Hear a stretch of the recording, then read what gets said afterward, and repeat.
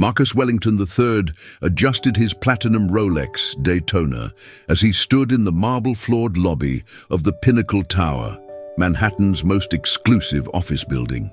The 60-story glass monument housed investment firms, luxury boutiques, and private clubs that catered to New York's financial elite.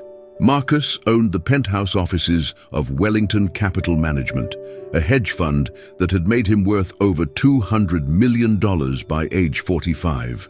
The evening's wine auction at Sotheby's had been particularly successful for Marcus, who had acquired 3 cases of 1982 Chateau Latour for his private collection. He was recounting his victory to fellow investors when he noticed the building's night janitor, a Hispanic man in his 60s, carefully cleaning the display case that housed rare wine bottles from the building's exclusive restaurant. Marcus had consumed enough Dom Perignon at the auction to feel particularly superior and talkative.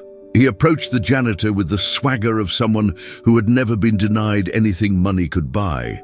The contrast between the two men was stark. Marcus in his custom Armani suit and handmade Italian shoes, the janitor in simple work clothes with calloused hands that spoke of decades of manual labor. "You know, my good man," Marcus said, his voice carrying the condescending tone he reserved for service workers, "I just spent more on wine tonight than most people make in 5 years. Do you even know what's in that case you're cleaning?" The janitor, whose name tag read Eduardo, continued his work methodically, acknowledging Marcus with a respectful nod, but saying nothing. Marcus's companions gathered around, anticipating another display of their friend's legendary arrogance. Marcus was known for embarrassing service workers with questions about subjects far beyond their presumed knowledge. Tonight, emboldened by champagne and his auction success, Marcus decided to make the humiliation particularly memorable. "Tell you what," Marcus announced loudly enough for the entire lobby to hear, "if you can tell me anything meaningful about Bordeaux wines, and I mean really know them, not just recognize the names, I'll give you this Rolex right off my wrist." He tapped the platinum timepiece worth more than Eduardo's annual salary. Chapter 2. The Quiet Confidence. Eduardo paused in his cleaning, setting down his microfiber cloth with deliberate care. For 37 years, he had worked as a janitor in Manhattan's most prestigious buildings, invisible to the wealthy occupants who passed him daily without acknowledgement. He had learned long ago that responding to such provocations usually only invited more humiliation. But something in Marcus's particularly cruel tone stirred a memory of dignity he thought he had buried. The small crowd of Marcus's colleagues had grown larger, with security guards and late-working executives drawn by the commotion. Eduardo was accustomed to being treated as part of the building's furniture, but this public challenge felt different. Marcus was clearly expecting entertainment at Eduardo's expense, confident that a janitor could know nothing about the sophisticated world of fine wines. Eduardo looked directly at Marcus for the first time, his dark eyes showing neither anger nor intimidation, but something closer to quiet amusement. He had immigrated to New York from Mendoza, Argentina, 40 years earlier, carrying dreams and knowledge that circumstances had forced him to set aside. Tonight, those memories stirred like sediment in an old bottle being gently awakened. "Senor," Eduardo said in accented but clear English, "you speak of Bordeaux as if it were simple. But the region has 5,000 chateaux across 38 appellations, each with terroir that speaks of centuries of tradition." His voice carried an unexpected authority that caused Marcus's smirk to falter slightly. Marcus recovered quickly, laughing and turning to his audience. "Oh, this is rich. The janitor thinks he knows French wine regions. What's next? Are you going to tell me about terroir and vintage variations?" The crowd chuckled, but Eduardo's composed demeanor began to create an uncomfortable tension in the room. Eduardo continued cleaning the display case, but his movements had become more purposeful. "I notice you purchased Chateau Latour tonight," he said without looking up. "The 1982 vintage, an excellent choice, though perhaps you paid more than necessary given the current market conditions for that particular year." Chapter 3. The First Revelation. Marcus's expression shifted from amusement to surprise. The information about his evening's purchase wasn't public knowledge. The auction results wouldn't be published until morning. Only serious collectors and industry insiders would have access to real-time auction data, and certainly not a building janitor who should have been working during the Sotheby's sale. "How could you possibly know what I bought tonight?" Marcus demanded, his voice losing some of its earlier confidence. The crowd around them grew silent, sensing that their expected entertainment was taking an unexpected turn. Eduardo's knowledge of the specific purchase details suggested this interaction might not unfold as predictably as Marcus had assumed. Eduardo smiled slightly, an expression that suggested he possessed knowledge far beyond what his humble position might indicate. "The 1982 Latour is legendary, senor. A perfect vintage from Bordeaux's right bank, though technically Latour sits in Pauillac on the left bank of the Gironde estuary. The harvest that year benefited from exceptional weather, hot, dry summer followed by perfect September conditions." Marcus felt the first stirring of genuine concern. Eduardo's casual correction about Bordeaux geography was accurate, and his mention of specific weather conditions demonstrated knowledge that went far beyond casual familiarity. The distinction between right bank and left bank appellations was something many wine enthusiasts never fully grasped. "The 1982 vintage was particularly notable," Eduardo continued, "because it marked the beginning of what critics called the modern era of Bordeaux winemaking. Robert Parker's perfect 100-point score helped establish the international reputation that drives today's auction prices. Though I suspect you paid somewhere near $12,000 per bottle tonight." The accuracy of Eduardo's price estimate sent a chill through Marcus. The final hammer price had been exactly $11,800 per bottle, information that shouldn't have been available to anyone outside the auction house and serious collectors. Marcus began to realize he might have challenged someone whose knowledge extended far beyond what his janitor's uniform suggested. Chapter 4. The Deepening Mystery. Marcus's colleagues exchanged uncertain glances as Eduardo demonstrated knowledge that seemed impossible for someone in his position. The janitor's casual mention of Robert Parker, the legendary wine critic, whose scoring system had revolutionized wine valuation, indicated familiarity with industry figures that took years of serious study to acquire. "You seem to know quite a bit about wine criticism," Marcus said, trying to regain control of the situation.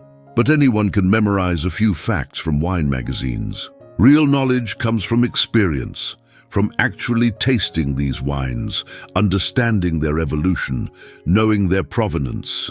Eduardo nodded thoughtfully, as if considering Marcus's challenge seriously. "Experience is indeed crucial, senor. For instance, the 1982 Latour you purchased tonight will need at least another decade to reach its optimal drinking window. The tannins are still quite firm, though they've softened considerably from their youth. When properly cellared at 55 degrees Fahrenheit with 70% humidity, that vintage should peak around 2035. The specificity of Eduardo's storage recommendations demonstrated knowledge that went far beyond casual wine appreciation. Proper cellaring conditions were technical details that only serious collectors or industry professionals would know with such precision. Marcus began to feel that his simple attempt to humiliate a service worker was spiraling beyond his control. "The 1982 vintage is particularly fascinating," Eduardo continued, "because it represented a turning point for Chateau Latour's winemaking philosophy. Under the direction of Jean-Louis Mondreau, they reduced yields and extended maceration periods, creating wines of unprecedented concentration and aging potential." Marcus felt genuinely unsettled now. Eduardo's mention of specific winemakers and technical processes demonstrated expertise that typically required decades of professional involvement in the wine industry. The janitor was discussing vintage characteristics and production techniques with the authority of someone who had lived through the wine's evolution firsthand. Eduardo returned to his cleaning, but his casual demeanor now seemed less like deference and more like the patience of someone who possessed knowledge he had never been asked to share. Chapter 5. The Professional Knowledge. The growing crowd in the lobby had shifted from anticipating entertainment to witnessing something unprecedented. Eduardo's demonstration of expertise was challenging assumptions about class, education, and the relationship between economic position and knowledge. Marcus felt increasingly uncomfortable as his simple prank transformed into a public examination of his own wine knowledge. "Perhaps you'd like to discuss the left bank more generally?" Eduardo suggested, his tone remaining respectful despite the obvious reversal of power dynamics. The gravelly soils of the Médoc create ideal drainage for Cabernet Sauvignon, which is why chateaux like Latour, Lafite, and Mouton produce such structured, age-worthy wines. Eduardo's casual grouping of Bordeaux's most prestigious estates demonstrated familiarity with the region's hierarchical classification system. These weren't random names, but the specific first-growth chateau that represented the pinnacle of Bordeaux achievement, properties worth hundreds of millions of dollars and producing wines that sold for thousands per bottle.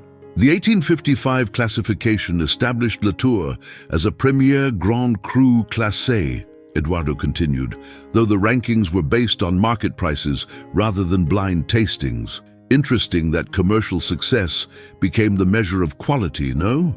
Some might argue that approach continues to influence auction prices today. Marcus recognized that Eduardo was making a subtle commentary on the wine market's emphasis on prestige over intrinsic quality. This level of critical analysis suggested not just knowledge of wine facts, but understanding of the industry's commercial and cultural dynamics, perspectives typically developed through years of professional involvement. "You speak as if you've worked in the wine business," Marcus said, his earlier mockery replaced by genuine curiosity. The possibility that the building's janitor might have a hidden professional background in wine was becoming impossible to ignore. Eduardo paused in his work, considering how much of his story to reveal. "I have had some experience with wine, senor, perhaps more than my current position might suggest." Chapter 6. The Hidden Past. Eduardo set down his cleaning supplies and faced Marcus directly, his posture shifting subtly from deferential service worker to something approaching professional equality. The transformation was remarkable. The same man in the same uniform suddenly commanded a presence that hadn't been visible moments before. "I was born in Mendoza, Argentina," Eduardo began, his voice carrying new authority. "My family owned a small vineyard in the Uco Valley, where we produced Malbec and Cabernet Sauvignon, using traditional methods passed down through 4 generations. I studied viticulture at the Universidad Nacional de Cuyo before coming to New York 40 years ago." The revelation hit Marcus like a physical blow. Mendoza was Argentina's premier wine region, and the Universidad Nacional de Cuyo housed one of South America's most respected enology programs. Eduardo wasn't just demonstrating casual wine knowledge, he was revealing formal education and family heritage in winemaking that predated Marcus's birth. "In the early 1980s, Eduardo continued, I worked as a sommelier at Le Bernardin and later as wine director for Daniel Boulud's restaurant group.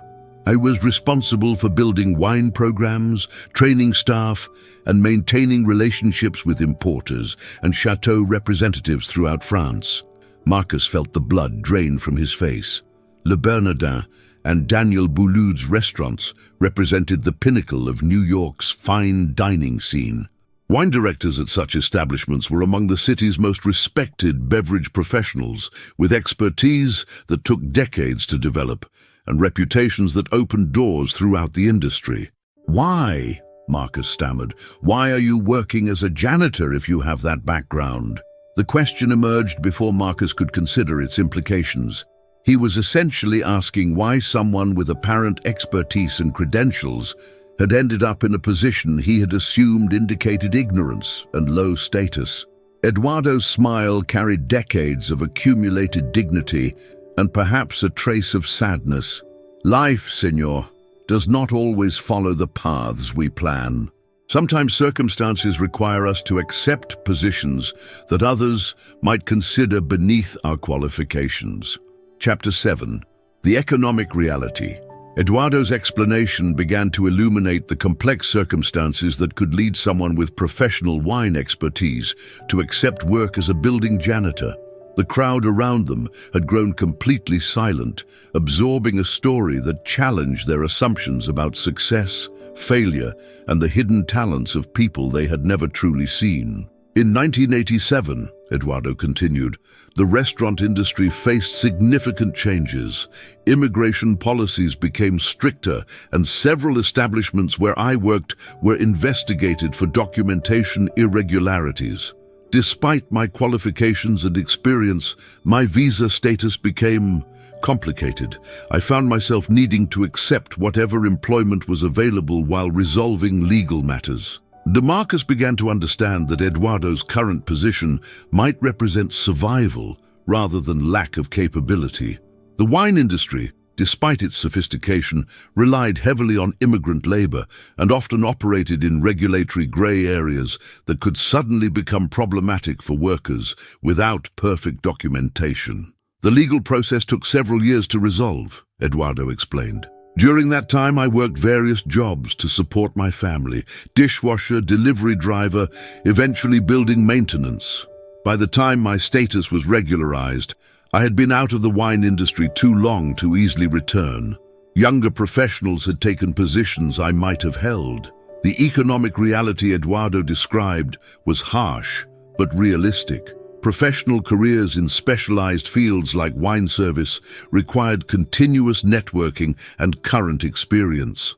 Interruptions of several years, regardless of their cause, could effectively end careers that took decades to build.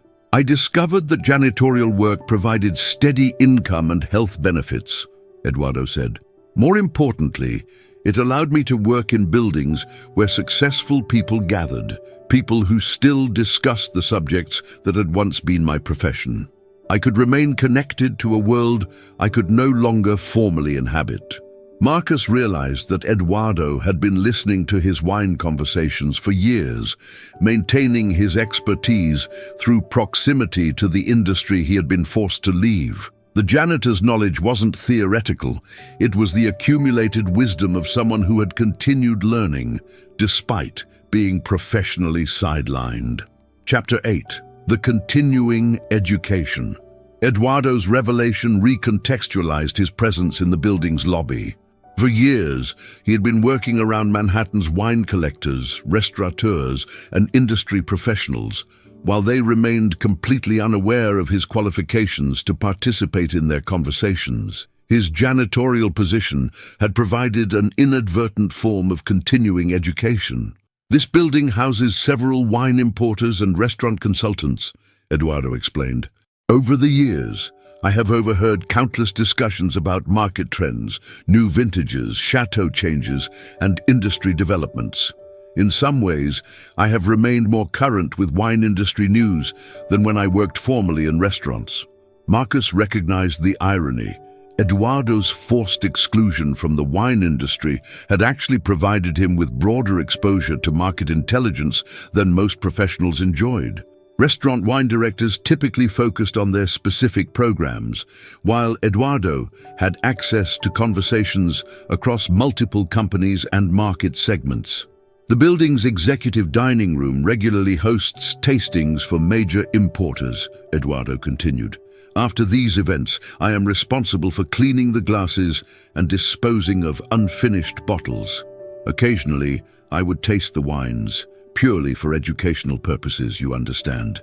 The admission that Eduardo had been sampling discarded wines from high-end tastings revealed how he had maintained his palate and kept current with new releases.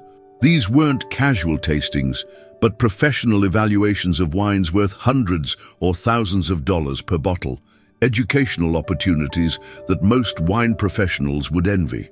I have also maintained subscriptions to Wine Spectator, Decanter, and Robert Parker's Wine Advocate, Eduardo said. Professional knowledge requires constant updating, regardless of one's current employment situation. The fundamentals of viticulture do not change, but markets, critics, and producers evolve continuously. Marcus realized that Eduardo had been conducting an informal but comprehensive continuing education program while working as a janitor. His knowledge wasn't outdated information from decades past, but current expertise maintained through dedication and circumstance. Chapter 9. The Expertise Demonstration. Marcus felt compelled to test the full extent of Eduardo's knowledge, both to verify his claims and to understand how thoroughly he had been outmatched in his attempt to humiliate the janitor. The crowd around them had grown to include security personnel, restaurant staff, and late-working executives drawn by the extraordinary conversation. "If you truly have professional-level expertise," Marcus said, "perhaps you could evaluate the wines in this display case. These are from the building's private collection, bottles worth thousands of dollars each." Marcus gestured toward the climate-controlled case that Eduardo had been cleaning when the conversation began. Eduardo examined the display case with the methodical attention of a professional appraiser. His eyes moved systematically across each bottle, noting labels, vintage dates, fill levels, and storage conditions. The casual observer might miss the significance of his evaluation process, but Marcus recognized the systematic approach of someone trained in wine assessment. The 1990 Chateau d'Yquem shows excellent ullage for its age, Eduardo began, referring to the wine's fill level, a critical factor in evaluating older wines. Sauternes of that vintage should show some evaporation, but this bottle appears to have been stored in optimal conditions. The label condition suggests professional cellar management. Eduardo's assessment demonstrated knowledge of wine storage science and the specific characteristics of different wine styles. Sauternes, the sweet dessert wine from Bordeaux, required different evaluation criteria than dry wines, and his comments about ullage and label condition showed familiarity with professional wine appraisal methods. The 1961 Chateau Palmer is particularly interesting, Eduardo continued. That vintage was exceptional for the Margaux appellation, though Palmer is technically classified as third growth. Many critics consider it superior to some first-growth wines from that year. The market has begun to recognize this disparity in recent decades. Marcus felt increasingly uncomfortable as Eduardo demonstrated not just knowledge of specific wines, but understanding of market dynamics and classification inconsistencies that typically concerned only serious collectors and investment advisors. Chapter 10. The Market Analysis. Eduardo's evaluation of the display case wines revealed expertise that extended beyond simple tasting notes to sophisticated market analysis. His comments demonstrated understanding of wine as both cultural artifact and financial commodity, perspectives that typically required years of professional involvement in wine sales or collecting. The 1947 Cheval Blanc presents an interesting investment question, Eduardo observed, studying the ancient bottle with professional attention. Widely considered one of the greatest Bordeaux vintages ever produced, but the chateau's production that year was severely limited by weather damage. Authentic bottles command astronomical prices, but authentication becomes increasingly difficult with wines of that age.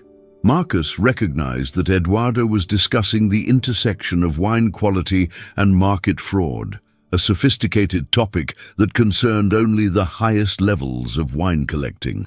The 1947 Cheval Blanc was legendary among collectors, but its rarity made it a frequent target for counterfeiters. Current auction records suggest bottles of the 1947 Cheval Blanc have sold for between $25,000 and $40,000, Eduardo continued, though provenance documentation significantly affects final prices.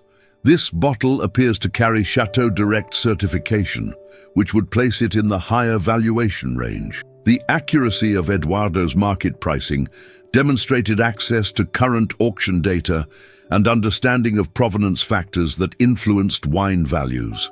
These weren't casual observations, but professional-level market analysis that Marcus had never heard from a building janitor.